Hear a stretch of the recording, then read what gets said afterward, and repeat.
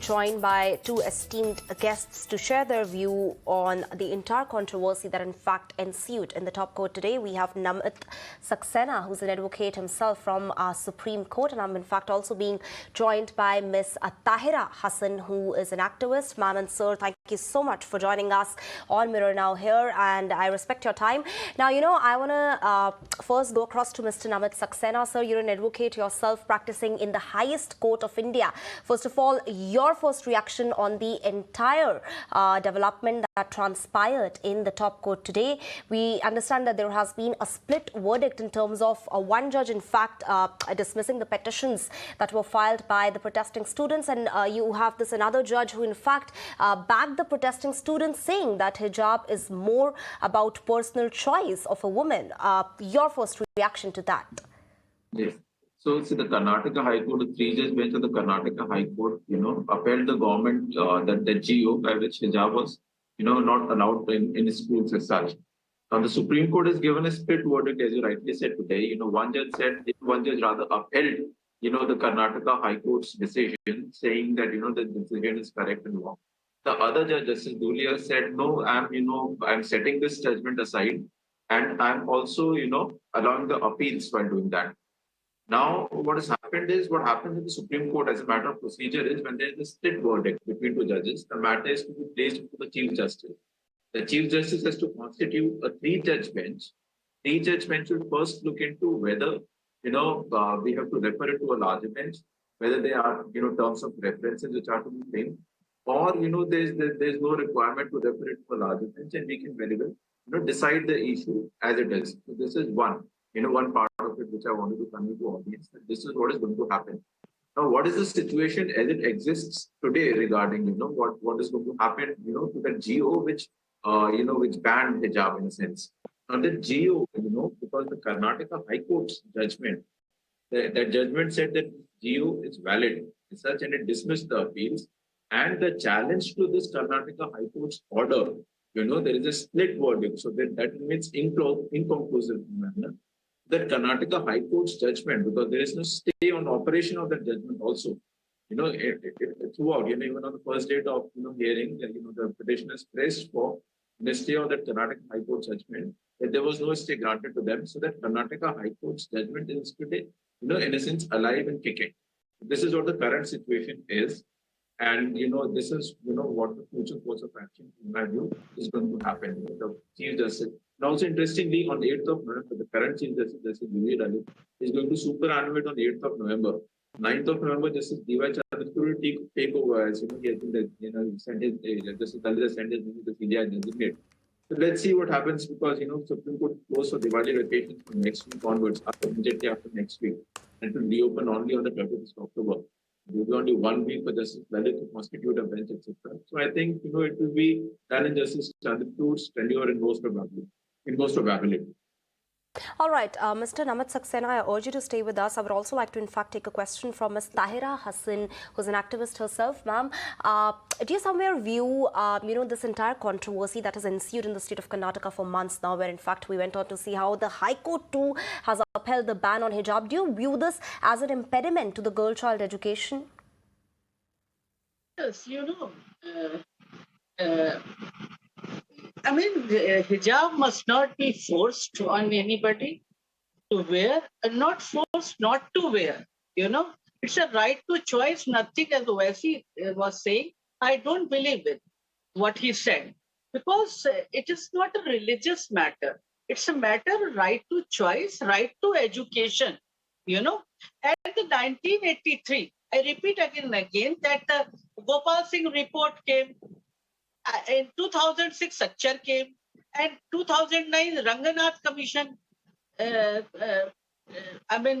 just their recommendation came in existence. They all revealed that the community has very low literacy level. So the education of the girl should not be hampered. Wearing hijab, they are going out to get the education. It is a liberation for them.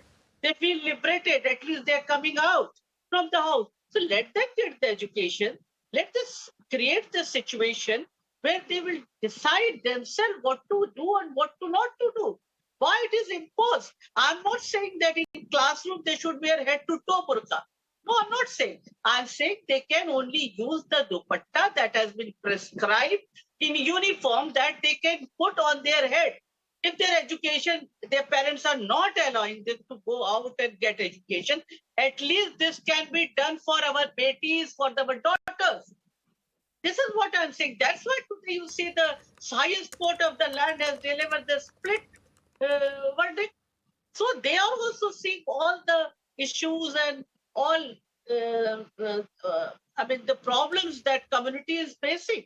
So this is the more important thing, that the school is entitled to frame laws, but that entitlement cannot override the right to education that is enshrined in our constitution.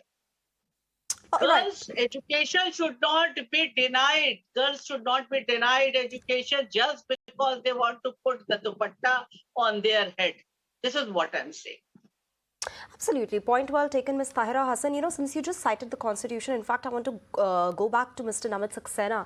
Once again, sir, you're an advocate yourself, like I said, practicing in the highest court of India. I'm sure you have a way more better understanding than all of us, when it comes to these legal and constitutional matters. If just for the better and more elaborate understanding of our viewers, if you can just break down that what exactly does the Constitution state in such cases?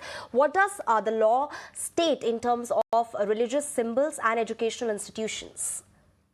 See, these situations are very unique. I'll tell you how.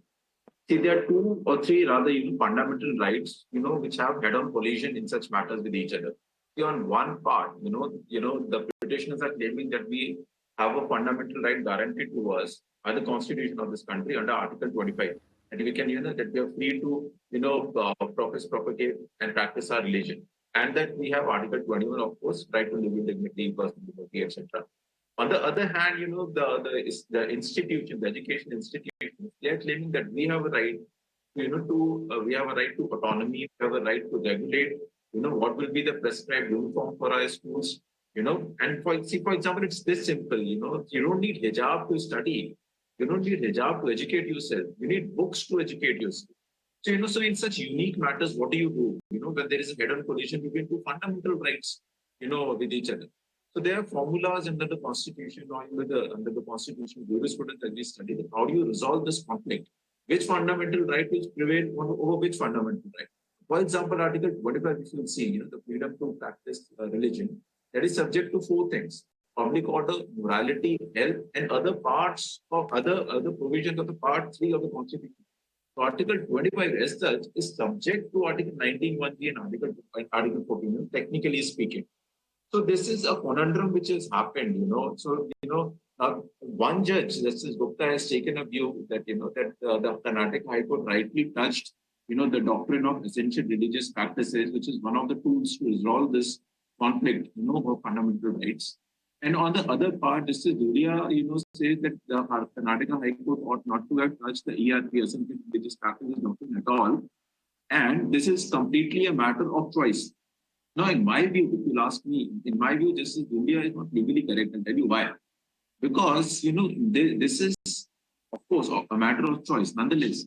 But no choice, can be, free completely from reasonable restrictions. That's what the Constitution says. No right to choose, can be absolute in nature. The state can impose reasonable restrictions. Of course, these reasonable restrictions are also defined. And there are challenges to whether this restriction is a reasonable restriction or an unreasonable restriction also. So, even assuming there's a matter of choice, nobody can claim this matter of choice is absolute in nature. State can very well put reasonable restrictions on it. And in this case, what has happened is the reasonable restriction put by the education institutions in form of a GO given by the government of state of Karnataka is that, that there is a prescribed uniform. This prescribed uniform is to be followed by everyone, and this is religion neutral in nature. It's to be followed by all the students of these particular schools. So you should also saying that this is a matter of choice. You can choose whatever you want to wear to a particular education institution. In my view, this is not correct.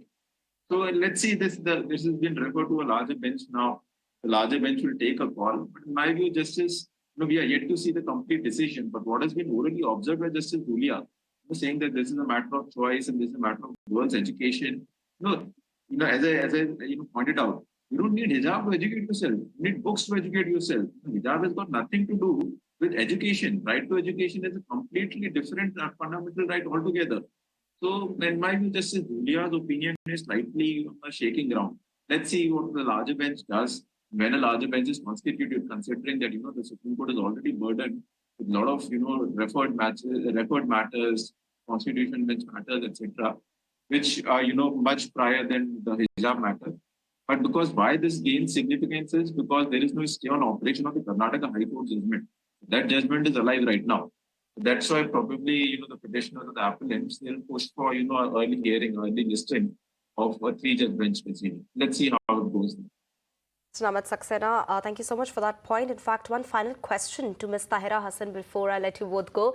Ma'am, somewhere, this whole conversation will be incomplete if I may not mention the anger that is spilling out on the streets of Iran. There the women are fighting for, once again, their right to choose. That is, if they don't want to wear hijab. Whereas here, the women in Karnataka are, like a section of women are fighting for the right to wear hijab. Ultimately, the bigger dissent, the bigger protest is about the right to choose as a woman. Do you see some form of similarity there in terms of what is unfolding on the streets of Iran and in India? Because the Iran, there is the clergy regime, that is Sharia holds the whole country. The Sharia rule is there. But I salute our sisters that they have taken head on to clergy because this is their right to choice. They don't want to wear. And the Islam is not written in anywhere that you force religious preaching or teaching by beating women or by dragging women. So I condemn that also very strongly. So this is what I am saying, that right to choice should be upheld. Let them decide what they want to do, whether they want to wear it or not. I'm not saying that uniform, they should not wear a uniform. They should wear uniform. I'm not saying head to toe burqa. I'm saying only the color prescribed for the dupatta uniform, that let them put. If their education is in danger, they will not be allowed to go to school and get the education. So let them create the situation. The time will come. They will decide what is a progressive and practices and what are the regressive practices. So I think first let them get educated. They are coming from the Orthodox family. In the government school, the elite class children are not going. They are going from the lower middle class and oppressed class, marginalized class. So create a situation where they decide themselves what they want, and the emphasis should be on education. Each and every girl should get education. That will be the beauty of the democracy. We have to increase the literacy level among the girls also, girl child. So that should be more important for me, and the emphasis should be on that. All right, Ms. Tahira Hasan, appreciate you joining us with your precious time. Thank you so much to both Mr. Hemant Saxena, Senior Advocate in India's highest court, and Tahira Hasan, prominent activist. Appreciate your time on Mirror Now.